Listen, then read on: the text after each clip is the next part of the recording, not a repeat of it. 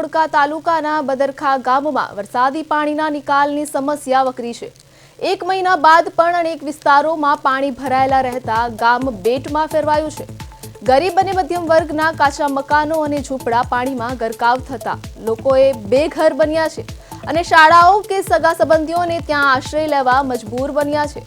શૌચાલય ડૂબી જતા હાલાકી વધી છે અને અવરજવર માટે લોકો જીવનના જોખમે થાંભલાના સહારે રસ્તો પાર કરી રહ્યા છે। બીમાર વ્યક્તિને હોસ્પિટલ પહોંચાડવા માટે પણ ખાટલાનો સહારો લેવો પડે તેવી ગંભીર સ્થિતિ સર્જાય છે। છેલ્લા 21 દિવસથી બાળકો શાળાએ જઈ શકતા નથી અને નોકરિયાતોને પણ ભારે મુશ્કેલીનો સામનો કરવો પડી રહ્યો છે।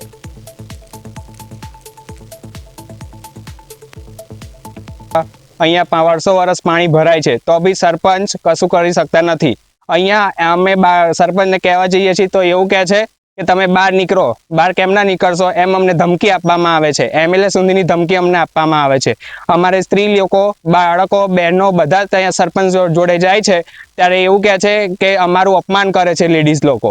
એટલા માટે અમે આ 3 મહિનાથી પાણી ભરાયું છે। અમે 1 મંથથી હું કોન્કર્ડ બાયોટેક લિમિટેડ ધોળકા જોબ કરું છું। 15 દિવસથી હું જોબે ગયો નથી આ પાણીના સમસ્યા હોવાથી। પછી અમે બધા બાળકો અથવા ઘરના બધા સભ્યો લઈને અમે અહીંયા રસ્તો કરે છે થાંભલા ઉપરથી અમે અવર જવર ચાલુ રાખીએ છીએ। અમારે અહીંયા હોસ્પિટલની સમસ્યા ગમે તે બધી સમસ્યાઓ અમારો ઉકેલ કરવામાં આવે। લાસ્ટ ટાઈમ જ્યારે 22 જુલાઈના જે વરસાદ પડ્યો ત્યારથી પાણી ભરેલું છે અને પાણી એટલા હદ સુધી છે કે ટ્રેક્ટર બી નીકળતું નથી, ટ્રાન્સપોર્ટેશન ટોટલી બંધ થઈ ગયું છે।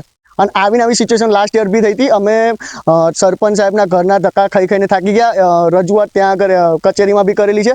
લાસ્ટ યર એક સિચ્યુએશન એવી બની હતી કે એમએલએ સાહેબ અહીંયા આગળ અમારે ત્યાં મિટિંગમાં આવ્યા હતા તો એમને અમે લેડીઝને બધા ભેગા થઈને એમને રજૂઆત કરી કે આનું કંઈક નિરાકરણ આવે। સરપંચના હાથમાં તો હતું નહીં એવું એમને કહ્યું હતું તો અમે એમને રજૂઆત કરી તો એ થોડા અગ્રેસિવ થઈ ગયા ને એમનો આન્સર એવો હતો કે પછી ગામ બદરખા રકાબી જેવું છે, બરોબર? તો આની સિચ્યુએશન આમાંથી કોઈ ચેન્જ નહીં આવે અને લાસ્ટમાં તો બી અમે કીધું કે કંઈ સોલ્યુશન કે કંઈ લાવવું, મતલબ તમે હેલ્પ કરી શકો તો એમ। તો એમને એવું કીધું કે પછી ગામની બહાર નીકળવાનું છે કે નહીં એ રીતની અમને અમારે આ પાણી સમસ્યા કાયમ રહેશે।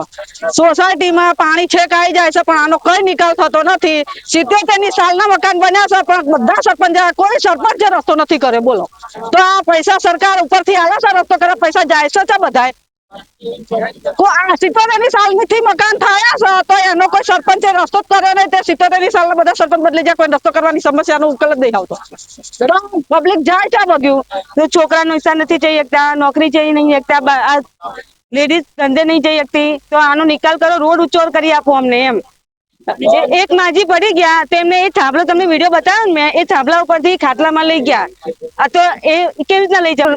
વરસાદ પડ્યો 22 23 તારીખે ત્યારનું પાણી ભરાણું છે, તે ઓછું જ થતું નહીં, ઉપરથી વધે। છેલ્લા 1 મહિનાથી આ પાણીની ખૂબ જ સમસ્યા સર્જાયેલી છે।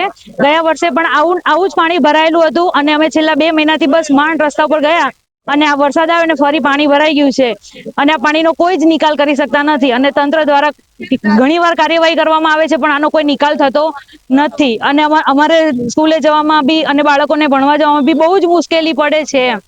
છેલ્લા 21 દિવસથી બદરખા ગામમાં પાણી ભરાયેલ છે, જેની 14 ઓગસ્ટના રોજ અમારા ગામમાં ગ્રામસભા થયેલી, જે અંતર્ગત કોઈ સરકારી અધિકારી કે તંત્રના કોઈ માણસ આવેલા નહીં।